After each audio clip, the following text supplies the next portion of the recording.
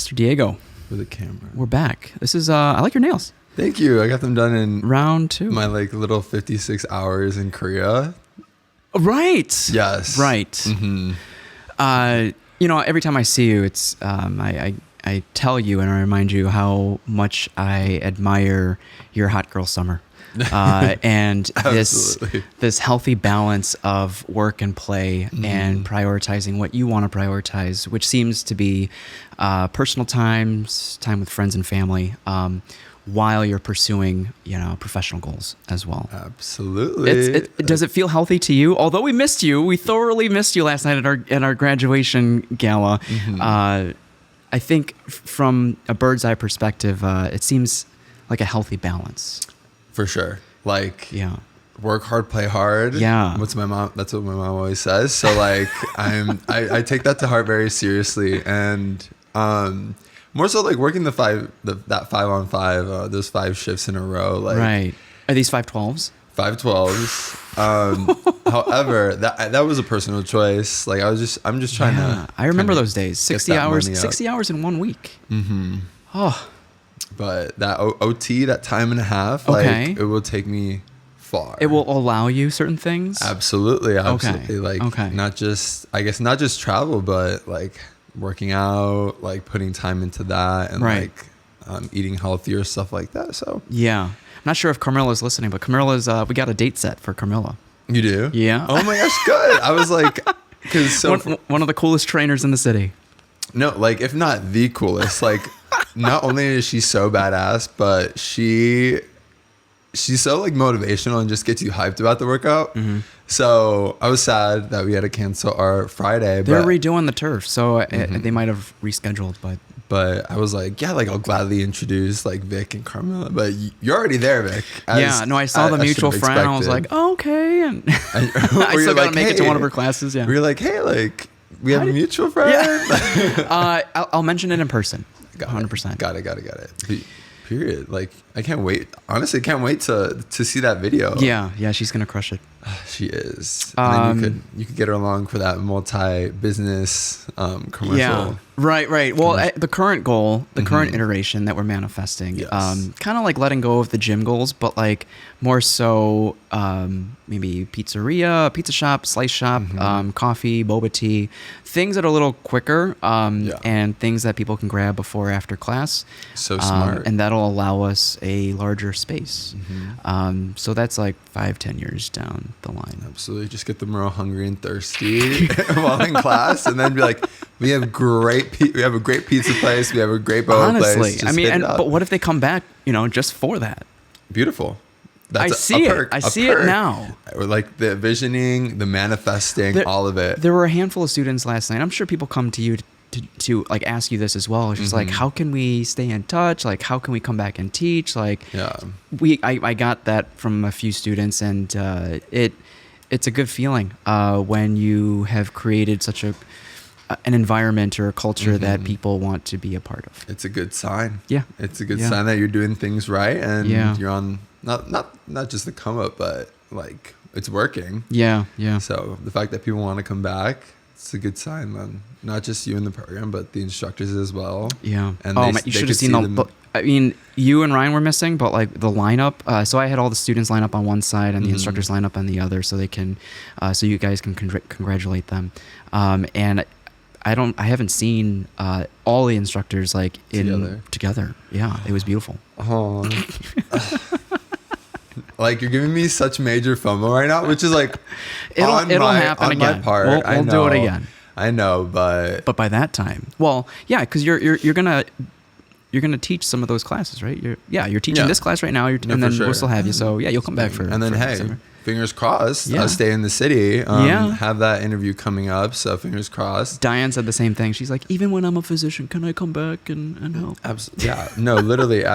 I purely, if I'm not busy, would 100% want to come back and teach, just because I do love it so much, and why not? Yes. We would love to have you. Fingers crossed that I stay in the city for PA school, and then I can come back to teach. So you and Chloe are the last two, I think, the remaining instructors that started when we were still at UIC. The OG UIC. It's wild. It is kind of crazy. Was it surreal to immediately start teaching after you finished the course?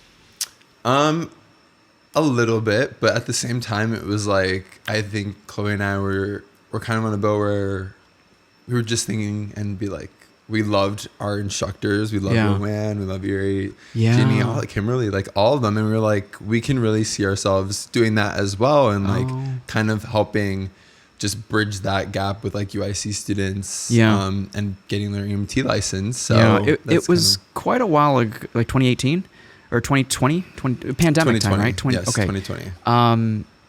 What, like, did you feel like you guys crushed the class? Like, what was on your end? Like, what was your perspective? I mean, to humbly brag, like Chloe and I, we did feel that we crushed the class. Like, we put in that work, we studied, and it was during the summer, and the COVID summer, mind you. So we had no distractions outside of just focusing in on the class. And Chloe and I are very type A sometimes, where we just strive for the best. So yeah, like I think we crushed it. And it was at that time, I don't know if you overheard, but some of the instructors, like Very, Ginny, they were all, and Kimberly got to witness this, but like going through MCAT, submitting applications, pandemic times, and it was very rough at that time. Yeah. And you were still pre-med at that time. I was still pre-med at that time. And so hearing that was very scary as well. But I think just seeing them and like hearing like their stories or like what they were going through was honestly such a perk, because it's like, when do you have such a close relationships with these other instructors that like are able to give you this insight into a career or like a path that I will soon see myself pursuing. So it was cool. It was also like, obviously, like you were just trying to be the best support system that you can be. And but they did it. And Chloe and I always joked around like the UIC or the EMT or instructor, mind you, the instructor to med school pipeline was very strong. If not all the instructors that applied to med school got in. So we were like, there's something in the air. There's like a vibe. There's an aura. I don't know what it is. I but need like, this juju. No, truly. And Claire and I were like, we got med school in the bag. Like, okay. We were like, we got med school in the bag. Just because the people that before us like all got in. Where in the process were you? Are you prepping for the MCAT? Are you just doing prereqs at the time? What were you cultivating at that time? Purely prereqs. It was just focusing on just how do I make my application stronger. And then that led me to just different avenues in not only healthcare, but like research and just outside activities. So yeah, like that was during that time. MCAT was, I knew I wanted to take a gap year for sure. So MCAT was going to be during that gap year. Did you ever take it? I studied the 3 months for it. Which is the recommend? Is that the recommended time? Yes, it's the recommended time, if not more. So like, I think it's like 3 to 6 months. So I studied 3 months for it. I took my diagnostic prior and then studied, and then I took 2 full-length tests. And it was kind of after I took those full-length tests where I was like, there's nothing holding me back, because I did well on the MCAT, and I was like, I know with these scores that I can get into med school. Now that there's nothing in my way, let me truly reevaluate to make sure that this is something in a career that I want to do, and utilize and just employ like all my morals and values that I have currently to see if that will align with the career that I'm about to choose. So that was where the big MD versus PA came in and kind of just video up in the right hand corner, you and Chloe that way. So what were some experiences that you were seeking then to help validate one direction or another? I mean, I think just truly shadowing opportunities is like the best way to do to it. Like as an EMT, like I did gain that clinical experience, which I'm very grateful for, and I did have many interactions with both MDs, DOs, and PAs, and NPs. But it was truly shadowing like me. I think I brought it up to you. I like reached out to not only like the MDs and PAs and everyone that I knew, but I went through LinkedIn. I was like cold messaging.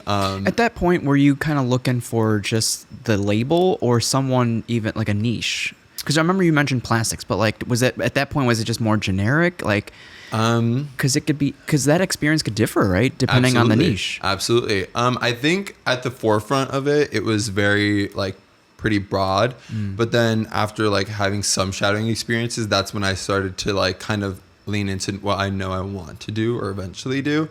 And mind you, like I want to just keep my mind open, just because I know like through time and like through different experience and like seeing it in firsthand, like that may change later on. So eventually like it started off broad, and then I kind of narrowed it down to a specific niche like plastics, where then I just sought out specific PAs, because I've never interacted with like a plastics PA. So yeah. And did you eventually? I did. Okay. I did. I kid you not. I messaged some, like I would search on LinkedIn. So what was the success ratio? Like how many inquiries to how many actually like replies? And I had, honestly, like the success ratio wasn't too good. I think I had like, I maybe sent out maybe like 50 messages. Okay.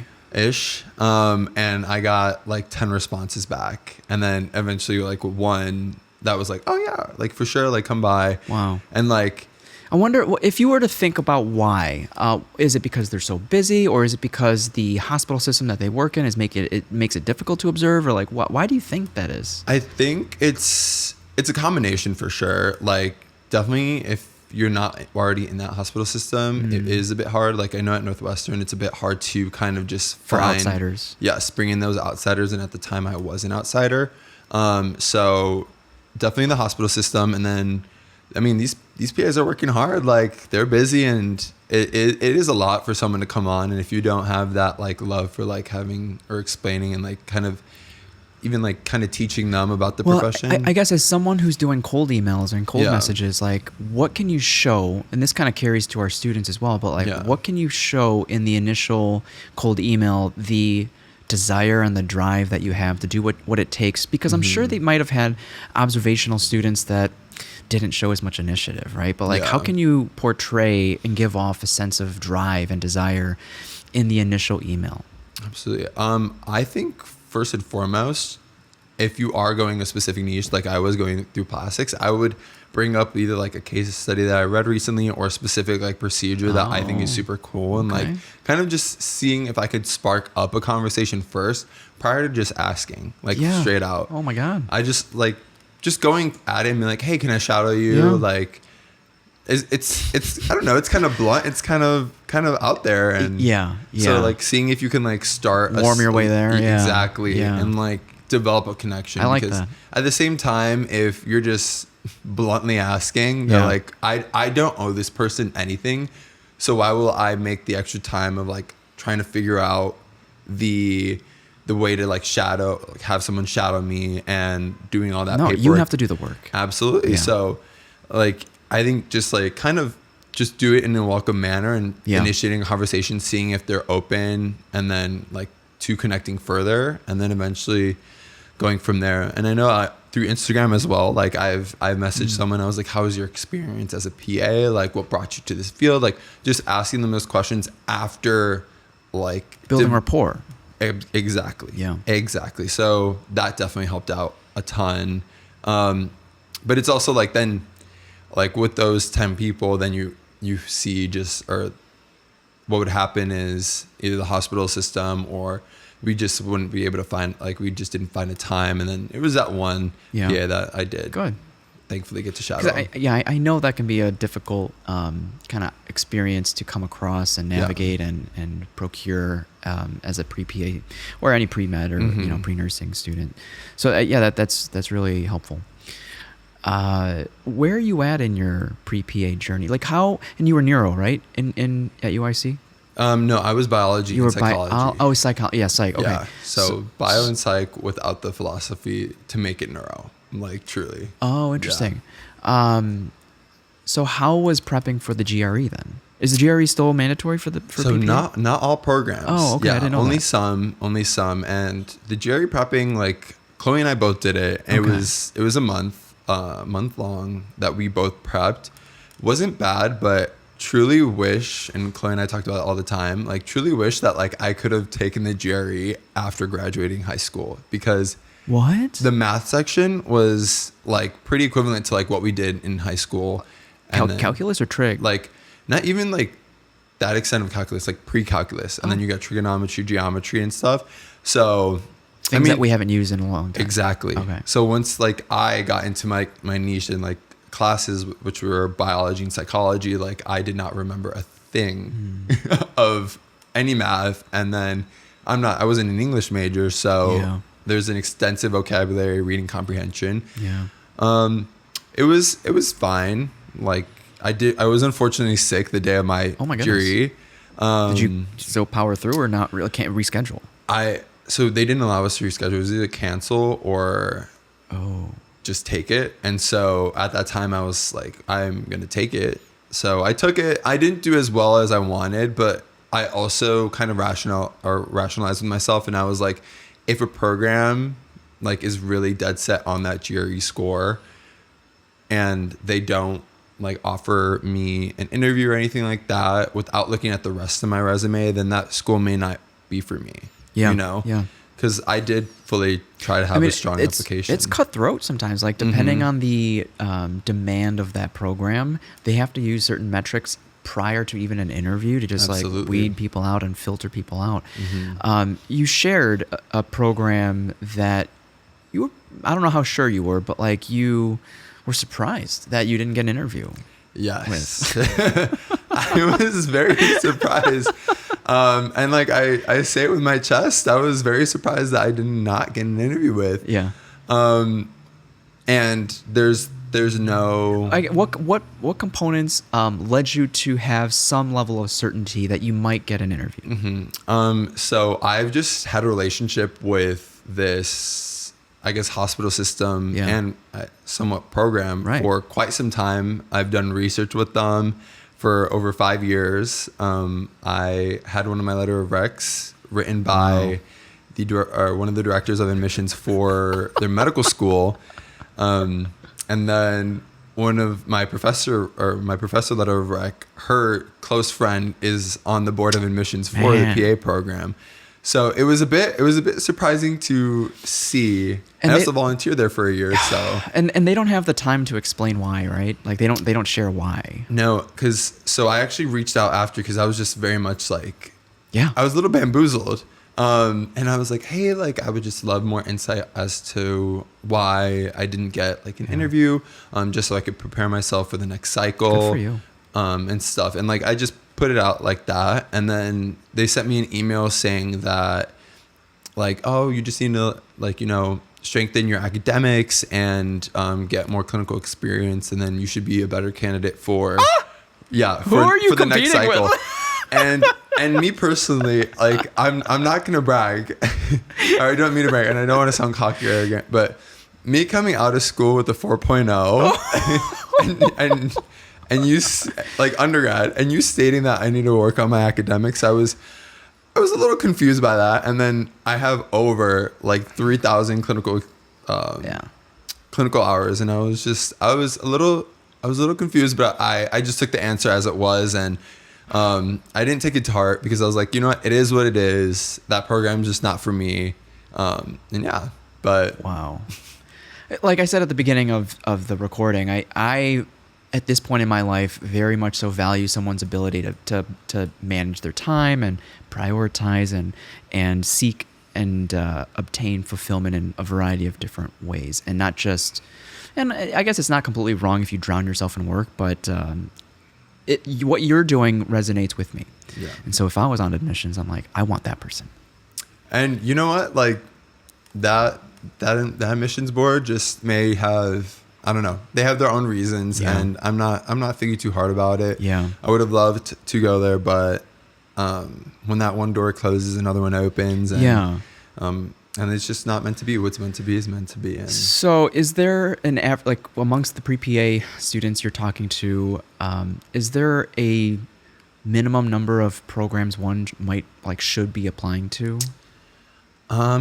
So it varies. Yeah. From PA student to PA student. Some people have applied to that I've spoken to as low as 3. Okay. And that may be due to just kind of just feeling out the PA Okay.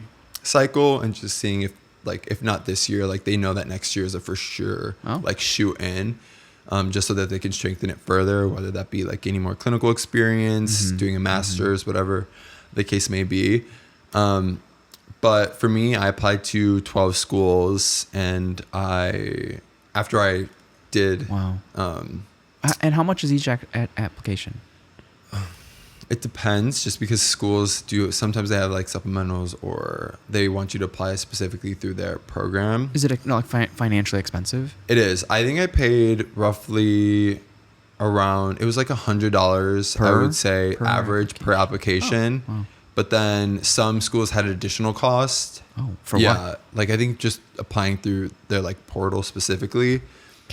So yeah, I think maybe I spent around like 2K on applying. So yeah. But anyways, I applied to 12. I know people that have applied. I met this one girl when I went to interview in Colorado. I met this one girl who applied to 24. Wow. And I was like, you have the money for that? I was like, what job do you do currently? Like, yeah. So it varies. But I think whatever number is like right for that specific person is right. And when you make that decision, because is the cycle so short that you have to like be all in at a certain point in time? You can't just like, damn, I haven't been getting interviews. Let me keep applying. So like is it a short window? Yeah. Usually I would say it's a short window, although like some schools like, and they're like stop accepting new applications at a certain point. So I know some schools stop at September 1st, August 1st, and October 1st. So they have different windows for when they stop accepting applications, but usually a lot of schools are on a rolling basis. Yeah. So the earlier you apply, the better chances you have of getting an interview. And then after having that interview, they do relatively make that decision pretty quick, whether that be like, I got I got a phone call like 2 days after one of my interviews, and then I've gotten the email 4 weeks after one of mine. So it varies, but usually the earlier you start and the earlier you apply, the better chances you have of getting that interview. Okay. But not to say that you can't. Who knows? Amongst your first couple interviews, how did they go? Were they online, in person, one-on-one, group? Like, what was it like? Yeah, I mean, it was a mix. So so I had 3 interviews that I've done already. I had others that I declined. I declined 2. Wow. One of them was in person, and it was in like the middle of nowhere, Virginia. But wait. What changed between you applying to you denying an interview, to turning down an interview? The interviews come at different times, and then the acceptances also come at different times. So maybe after getting accepted into certain places? Absolutely. So I had an interview like early July, and then I got accepted later, like maybe like a week later. Wow. And so whatever school was under that one, under the one I got into, I don't want to waste anyone's time. I don't want to waste anyone's time. I don't want to potentially this gives a spot for someone else. Absolutely. Oh, there you go. So I denied 2 other interviews, one of them being, or both of them being in person, but one of them was in California and the other one was in Virginia. And I was like, I don't want to make that trip. But at least for the other 3, 2 of them were virtual, and then one of them was in person. And with the virtual ones, it was one-on-one, or like, and then like the other virtual one was one-on-one, but like 2 rounds of that. Yeah. Is there anything you did or could have done to prepare to get the nerves out, or like, I'm sure you thought of like, how can I portray my personality through virtual interview? Absolutely. I don't know. I feel for me, my personality just shines through, whether it be in person or virtual. Yeah. So I wasn't too worried about that. What I did to prepare was I just kind of did research on the school, just to kind of refresh myself on like why apply there in the first place, their mission statement, what do they have that makes them special, and then kind of just prep my questions that are typical, like why do you want to be a PA student, or why do you want to be PA, and then some scenario based. So amongst the 3 interviews, did you start to notice a theme? Were they asking similar questions, or were they more questions catered to their program? Like what did you notice anything? Any trends? I haven't noticed a trend yet, to be honest. Okay. Because some schools like do blind interviews, so like they don't look at your application at all prior. So I like that, right? Is that good? It was good, but then at the same time, it's like, how do you portray everything that you've done? How long are the interviews? So the 2 virtual interviews, they were, the first one was 25 minutes. Yes. And then the other one this is 25 minutes right now. that's barely any time. And then the other one was 2 10-minute interviews. Oh my God. So it's like, how do I not only portray my personality and who I am as a person, but like portray like my application and like let you guys know like that part. So for the first one that I interviewed, or the first program that I interviewed at, the one that I eventually got into, they were like, oh, do you want to tell us anything else? Whether that be like, just like something that you've done, or like that's like that you just haven't gotten to share. And I was like, yes, like I want to talk. I quickly sped through it. I was like, I did this, I did this, I did this, I also did this, and this, and then like, oh wow, like and then so that kind of. Did you know who you'd be interviewing with? I didn't know the specific. Yeah, is it usually like a committee, or is there an active PA student sometimes? Or? So there is sometimes. So there, for other schools, there are PA students that also help interview as well, for at least the schools that I have. Because isn't that how med school does it? Yeah. Right. Okay. Some med schools do that. They also like employ different interview styles as well. Sure. Multiple mini interviews, stuff like that. But for the programs that I've done thus far, I guess the commonality has been that it has been like someone that is actively a PA that is a preceptor to the program, or just has a tie to the program as a PA. Okay. And then a faculty member or an instructor or professor. But you don't know who they are, so you can't do any research on their background, the work they've done. So you don't know who's going to interview you. Yeah. If you wanted to, I'm sure you could look up the faculty and like kind of just. There's got to be a long list though. Absolutely. So it wouldn't make too much sense to like kind of just get something. So more so what's in your control is to just be grounded in who you are, know who you are, what you've done, and be ready to share. Yes, and be honest. Yeah. Like I think that is a piece of advice that I've received and I've applied, and I think thus far, I mean, I'm 3 for 3. So nice. Thus far, like. Wait, you already heard back from all the other? Yeah. 3 for 3. Oh wow. No, yeah. Oh, amazing. So everywhere I interviewed at, I heard back from. Wow. And thankfully I got in, but I still have my favorite, which is still in California. Okay. But I have an interview coming up as well. I thought you wanted to stay here. Yeah. So that's the interview. Okay. Oh, you said California. Yeah. So, well, right now, the school that I put the deposit down and said yes to is in California. I see. Yes. So, but there's another interview coming up in Chicago? That if I get into that program, then I'm definitely gonna. Very cool. Mm-hmm. Very cool. Yeah. And then, so the in-person interview. Yeah. That was a whole experience, and I'm grateful for it. Better or worse? Honestly, better. Okay. But it also made it worse because I flew out to Colorado. Yeah. Stayed in a hotel and just was prepping the night before.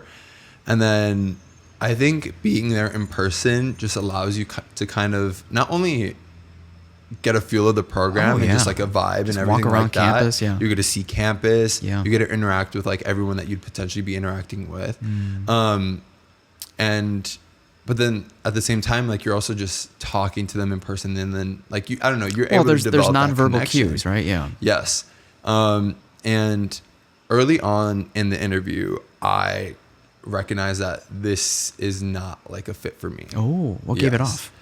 I think it was just the vibe, and I would love to be in Colorado, but I don't think that is my specific vibe. After talking to some students that live there, they're yeah, we go hiking, this and that. And I'm not very granola. So I know me being there for 3 years would not just be it just wasn't a fit for me. Define granola.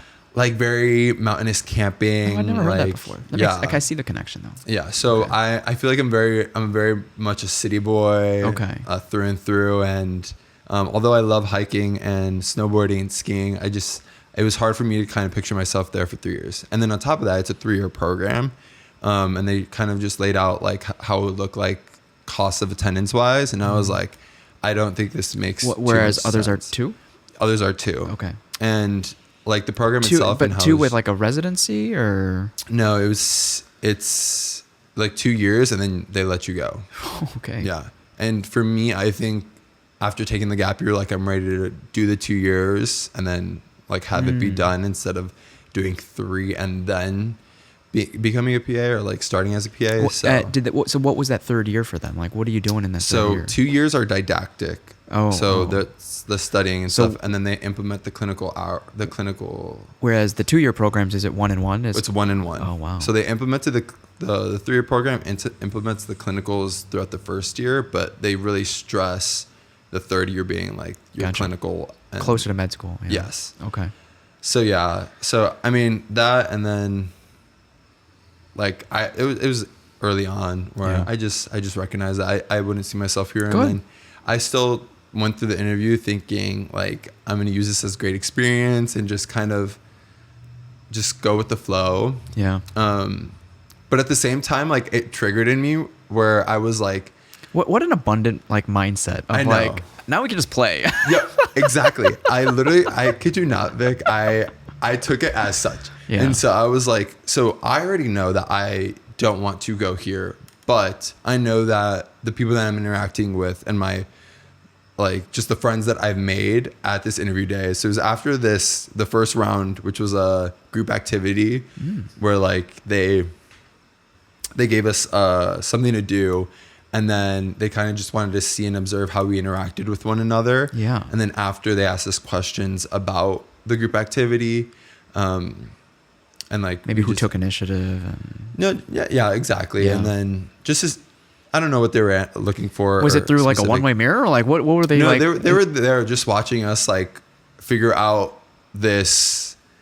Was that a puzzle or like what was it? It was, I mean, not to give it away for anyone that's interviewing at Colorado, but or in Colorado, but it was like building a tower with spaghetti pasta. Okay. So, and just seeing like if you can make the tallest tower, like, and put a marshmallow on the top. Gotcha. So it was that activity, and they're just like, and I don't know, watching us and I guess taking notes or whatever. But then I think it was after that activity where they asked us these questions of like what went wrong, what went right, and like.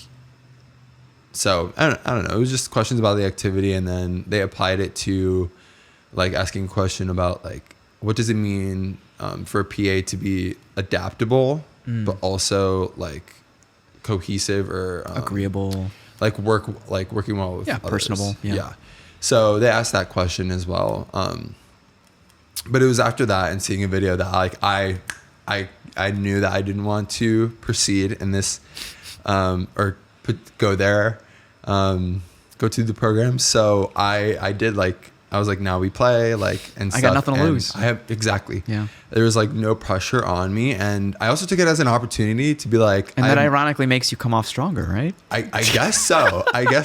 Because they gave me the call 2 days later and they're like, and they did mention it. They were like, yeah, so we are, out of the 36 students that were there, only 10 to 12 of you will be receiving a call Monday. And this is Friday.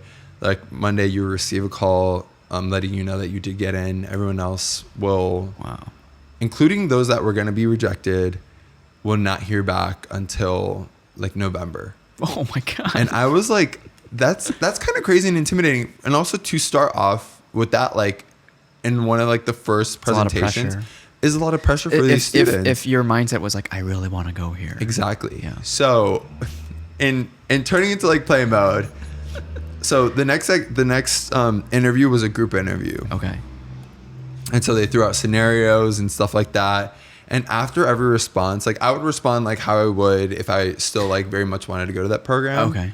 But also like I was hyping up my other like friends in that interview. Like I was like, that is such a great response. Like I did not think of that. Yeah. I think it worked really well with tying it into this.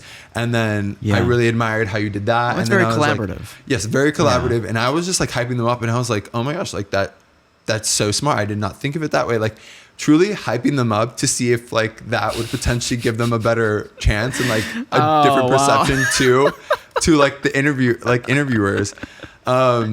So I don't know. And then after doing the tour after that and then going into the single interviews, it was like 3 of us. And we would go in one by one for 15-minute interviews. And I was the first one to go.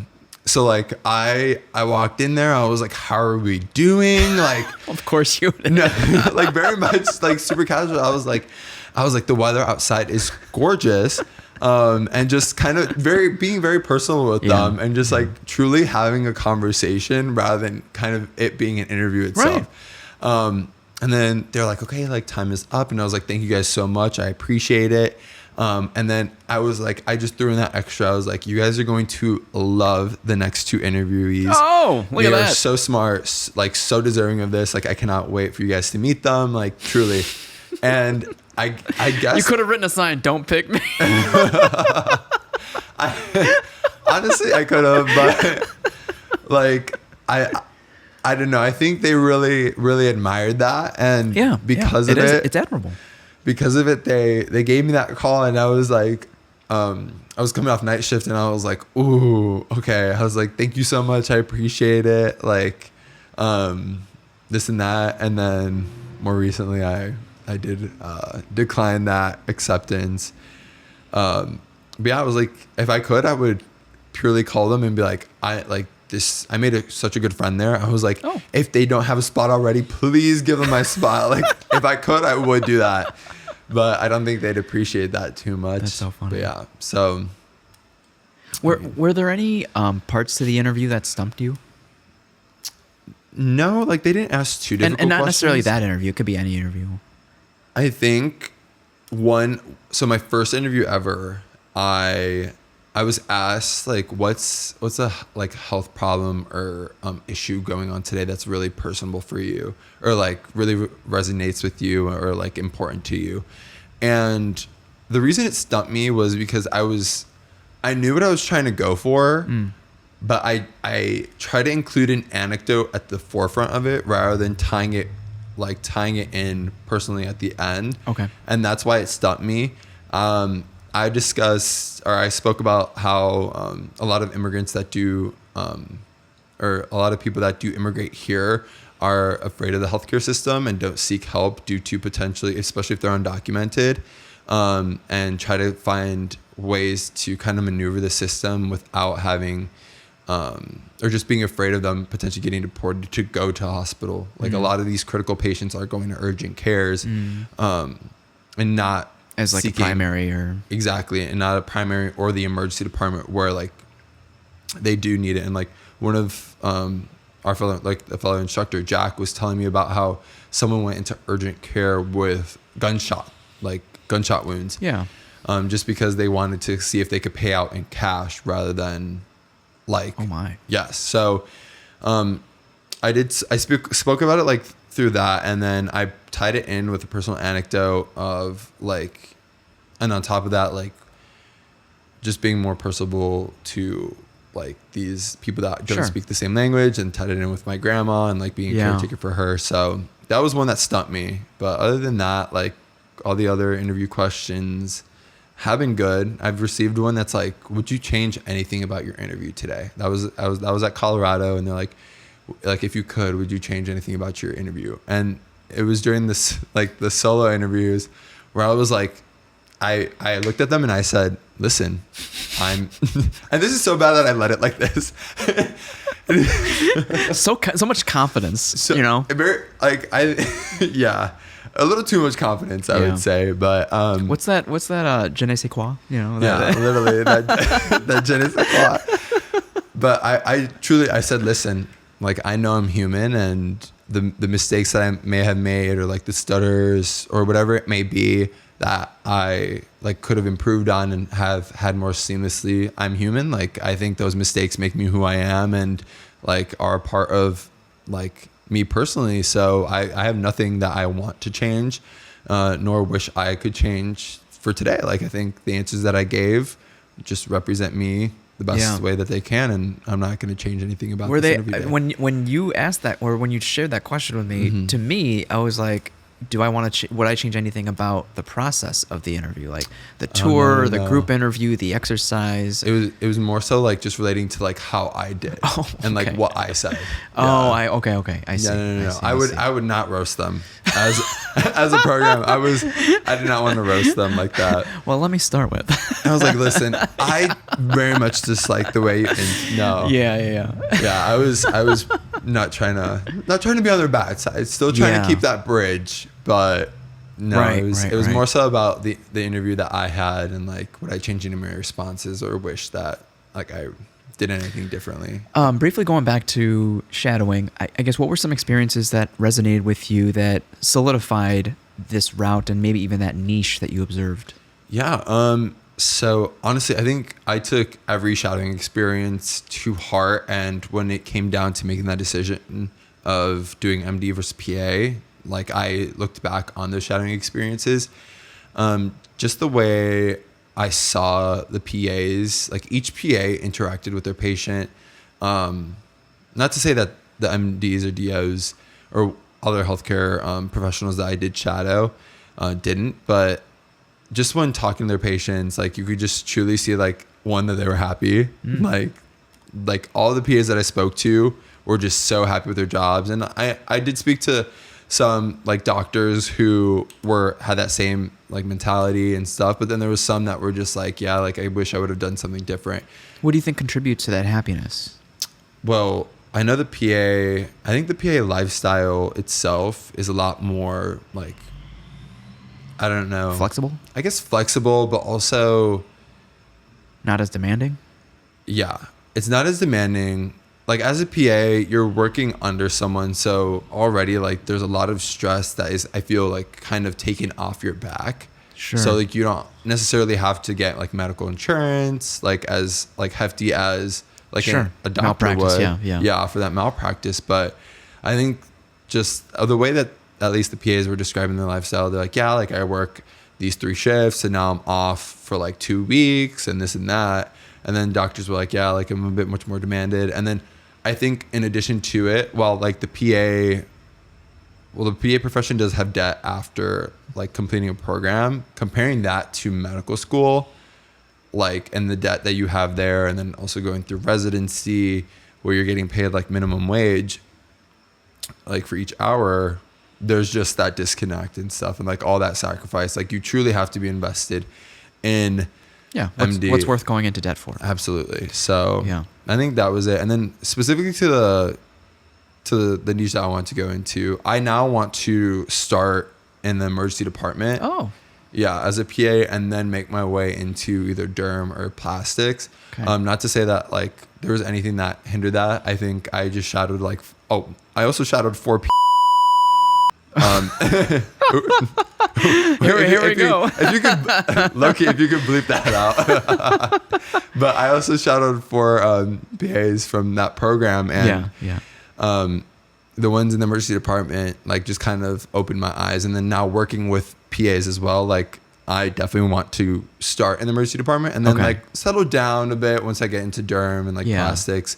And when shadowing a plastics PA, like I like for the reason in the first place why I wanted to do plastics was the ability to give people that confidence, and just like my own personal backstory with dealing with confidence and like navigating my identity. But even then, it's just like I recently learned that Botox can be used for migraines. Yeah. You know, it's just like it could be medically related. It's not just aesthetically related. Absolutely. Yeah. But at least for me, like my backstory and like my anecdotes that I have, like I knew I wanted to do plastics eventually and like kind of give back to people through that avenue because of how how it helps their confidence and stuff. While also doing it in a way that I enjoy. I wonder if there's moral perspective to, because like Justine would share like, oh, today straight up nose jobs, like all day nose jobs. Yeah. But like it's the individuals that are getting them are probably in their early 20s. Yeah. And it's just like, at what point do you say, would you ever say no? It's just like, ooh, I don't know if this person is making a decision that they might later regret, or Yeah. like, I don't know. I think with that, like, and I've watched my fair share of, or like shadowed a plastic surgeon, I shadowed a plastic PA, and then I've watched like YouTube or like shows and stuff. And I think like navigating during that consultation, whether or not like what purpose getting this procedure is for, and making sure like mentally it's not because like they're coming in with like, oh, like my partner would think this way about me if I got it done. Just like making sure and like kind of doing that pre-screening prior to the procedure, I think would like helps kind of justify, or like, so you're it's like you're helping them make an informed decision. absolutely. Yeah. And like as they should. Yeah. So have you noticed yourself grow as an educator, as an instructor? yeah, and I mean, especially through here, like I think taking all the lessons and seeing like, especially like older educators that work here as well, like being like, oh, that's such a smart idea. Like let me take that and implement it to the way I teach. Yep. Has definitely helped me grow as an educator, and like I want to further take this onto like becoming a future preceptor. Yeah. Like for PA students, or even like potentially like becoming like faculty member, and like one someone day that teaches. someone might reach out to you on LinkedIn, slide in your DMs. Absolutely, and I'm like, gladly, if you have a conversation with me at first. Right? Yeah. What has Diego been working on? What can I bring up in our cold email? No, literally, and I mean, I'm pretty out there. I share a lot, so I mean, it wouldn't be too hard to connect with me. Yeah.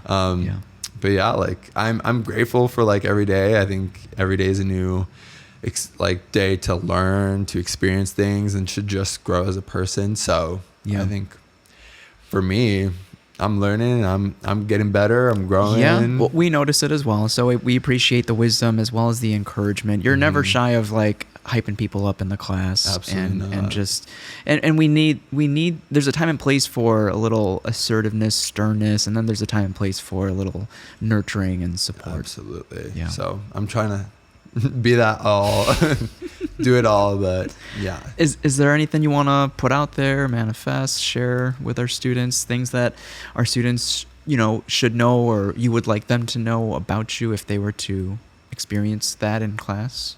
Ooh.